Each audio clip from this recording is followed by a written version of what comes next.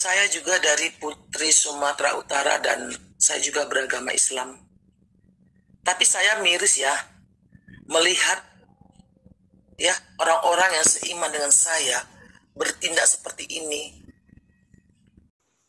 Shalom teman-teman semua dimanapun kita berada saat ini, kiranya kita semua tetap berada dalam keadaan sehat dan apapun yang merupakan aktivitas kita sepanjang hari ini. Kiranya Tuhan Yesus memberkati dan kembali berjumpa lagi di channel kita ini yaitu Zemayanias Chen. Terima kasih buat teman-teman semua dan juga persahabat yang sudah mendukung perkembangan channel ini dengan setia. Dan kiranya kita tetap menggunakannya untuk menjadi berkat bagi semua orang. Nah teman-teman, pada video kali ini saya membagikan kepada kita semua tanggapan dari seorang wanita muslim, seorang ibu-ibu yang menganut agama muslim. Dia merasa keberatan terkait tindakan-tindakan kelompok muslim itu sendiri yang suka membubarkan ibadah, melarang ibadah non-muslim, ibadah Kristen. Nah teman-teman, di beberapa waktu yang lalu ya terjadi lagi yang namanya pelarangan ibadah, sehingga sampai pemilik rumah itu memberikan atau membaca surat pernyataan bahwa tidak melakukan kebaktian lagi di rumahnya. Nah teman-teman, mari kita simak videonya yang berikut ini. Assalamualaikum dan selamat pagi buat semuanya.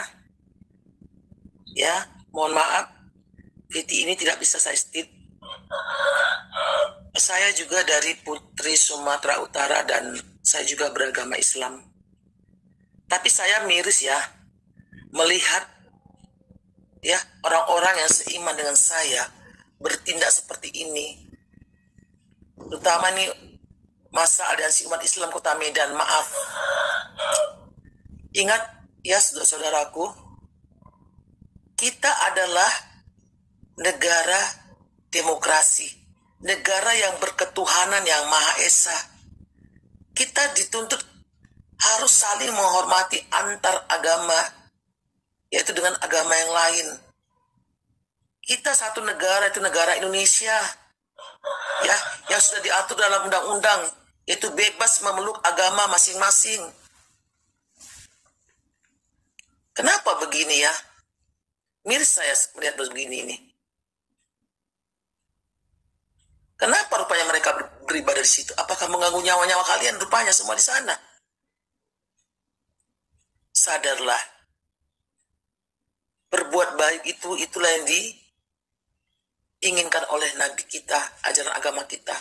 Bukan menyakiti antar sama manusia. Semoga ini cepat ditindaklanjuti oleh pemerintah setempatnya. Oke, terima kasih dan salam seakidah.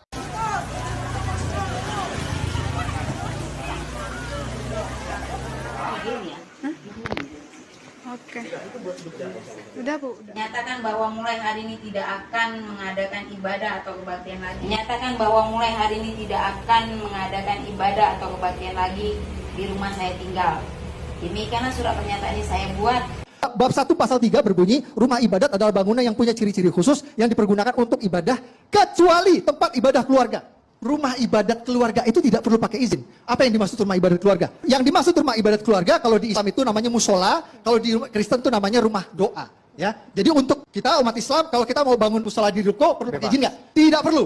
Tidak perlu pakai izin. Begitu juga orang Kristen. Orang Kristen mau bikin rumah doa di rumah atau di ruko itu tidak perlu minta izin. Nah ini penting sekali buat umat Kristen tahu. Jadi supaya jelas, kalian ibadah di rumah, kalian ibadah di ruko tidak perlu minta izin. Itu menurut SKB 2 Menteri. Nah, jadi itu dia videonya teman-teman ya. Kita sudah mendengarkan seorang wanita muslim, seorang ibu-ibu yang menganut agama muslim itu sendiri, dan dia merasa keberatan dan dia marah ya terhadap tindakan-tindakan kelompok-kelompok radikal yang suka melarang umat lain beribadah, yang suka membubarkan ibadah agama lain dan suka mengganggu agama lain. Nah, teman-teman, ini yang perlu menjadi perhatian bagi pemerintah Indonesia, khususnya Menteri Agama. Nah, ini dari dulu sampai sekarang masalah tentang intoleransi ini tidak pernah bisa clear, tidak pernah bisa selesai, teman-teman. Kenapa? Karena mereka yang melakukan tindakan-tindakan intoleran ini, teman-teman, itu tidak ada hukum yang menjerat mereka. Seperti kemarin yang terjadi di Lampung, ya, si Wawan ya, dia masuk dalam suatu gereja, orang lagi beribadah, saat itu ibadah lagi berlangsung dan semua jemaat bernyanyi, dan tiba-tiba dia masuk dan kemudian dia naik ke altar dengan menghentikan ibadah yang sedang berlangsung, dan kemudian diproses di Polda Lampung itu sendiri, sehingga kelompok-kelompok yang lain yang mendukung dia itu demo di depan Polda, teman-teman. Nah, jadi kita tidak tahu sekarang kasusnya seperti apa, karena saya baru update berita di beberapa bulan yang lalu, itu ada keringanan bagi dia ya. Ada keringanan bagi si Wawan ini yang melakukan pembubaran ibadah, dan tidak diberlakukan lagi kepadanya hukum yang sesuai undang-undang ya, hukum yang berlaku. Apa konsekuensinya orang yang melakukan ibadah? Saya rasa itu tidak dikenakan kepadanya, karena ya kita tahu bahwa dia udah dianggap tidak melakukan pembubaran ibadah, hanya dia mempertanyakan izin gereja.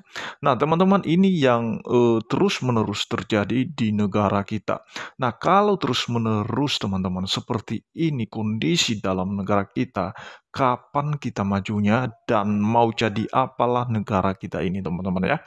Nah, jadi berkali-kali saya sampaikan kepada teman-teman semua, kita orang Kristen itu tidak pernah ada pengaruhnya ketika ibadah kita diganggu, ketika ibadah kita dilarang, itu tidak pengaruh. Bukan berarti kita meninggalkan iman kita ketika kita dikucilkan, kita dilarang untuk beribadah, kita dipersulit untuk mendirikan rumah ibadah. Itu tidak pengaruh dalam iman kita. Kita tetap menjadi pengikut Yesus yang setia. Nah, tetapi anehnya, teman-teman, di video yang kita tonton tadi ada pemilik rumah ya mengeluarkan surat pernyataan dan mengatakan bahwa kami tidak melakukan lagi kebaktian di tempat ini. Nah, teman-teman, aneh ya, kalau orang di dalam rumah itu sendiri melakukan ibadah keluarga, melakukan doa keluarga, kalau mesti itu harus minta izin, bagaimana dengan orang-orang yang melakukan ibadahnya di rumah-rumah, seperti agama-agama tetangga kita ini, teman-teman, yang melakukan hal yang sama, bisa ibadah di rumah, bisa melakukan salat di rumah, dan lain sebagainya. Dan bahkan mereka bisa ngaji di trotoar, mereka bisa melakukan doanya di jalan raya. Itu ada itu video-video yang viral-viral itu, teman-teman ya, di mana di tengah jalan pun dia melaksanakan doanya. Nah, itu justru itu dilindungi oleh polisi sendiri ya, bukan diamankan, dijaga, teman-teman. Itu anehnya.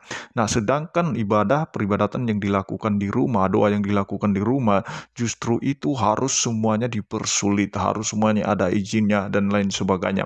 Nah, saya kurang tahu kenapa, apa alasannya pemilik rumah bisa mengeluarkan pernyataan tersebut atau berjanji untuk tidak melakukan lagi ibadah di situ atau tidak melakukan lagi kebaktian di situ. Tentu saja pasti ada tekanan-tekanan eksternal, teman-teman ya, dari luar tentu saja. Karena kita tahu mungkin saja rumah itu atau pemilik rumah itu tinggal di tengah-tengah yang mayoritas itu non-Kristen, sehingga mungkin polisinya itu memberikan saran saja kepada pemilik rumah supaya jangan terjadi kegaduhan, jangan terjadi keributan. Namun demikian, harusnya bagaimanapun ceritanya, ya pihak penegak hukum pun harus tunduk kepada undang-undang dasar, harus tunduk kepada hukum yang berlaku juga, karena beribadah itu hak kebebasan setiap warga Indonesia untuk memeluk agamanya masing-masing, untuk beribadah sesuai dengan keyakinannya masing-masing. Tidak ada larangan pasangan teman-teman ya. Dan itu sudah dijelaskan oleh Permadi Arya. Kalau ibadah rumah tangga, ibadah keluarga itu tidak perlu izinnya. Yang ada izinnya itu yang sesuai dengan SKB 2 Menteri itu ibadah raya. Apabila mereka membangun gereja atau melakukan ibadah raya di sana, ya kalau bangun gedung harus ada izinnya. Nah, ibadah raya itu ya yang dilakukan itu setiap hari Minggu. Itu ibadah raya, itu ibadah umat Kristen secara keseluruhan pada hari Minggu. Nah, kalau ibadah rumah tangga ini bisa dilakukan di rumah-rumah, bisa berdoa bersama dengan keluarganya. Nah, teman-teman, jadi itu tidak perlu ada izinnya. Masa orang berdoa makan nanti lama-lama itu diminta izinnya.